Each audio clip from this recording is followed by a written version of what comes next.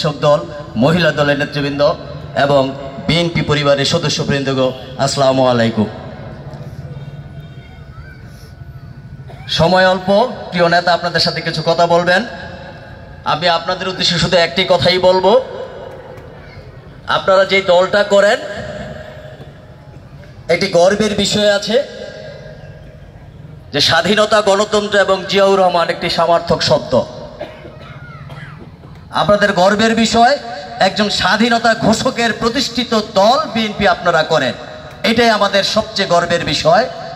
তাই আমরা গর্ব করি, আমরা একজন স্বাধীনতা ঘোষকের প্রতিষ্ঠিত দলের একজন সক্রিয় কর্মী, সমর্থক, নেতা, এটাই আমাদের গর্বের বিষয়।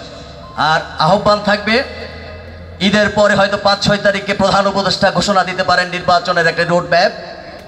হয়তো ডিসেম্বর থেকে নির্বাচন শুরু বা ফেব্রুয়ারির মধ্যে হতে পারে, সম্ভবত 5-6 তারিখে ঘোষণা দিবে। আগামী ঈদের পরে আমাদের প্রস্তুতি গ্রহণ করতে হবে।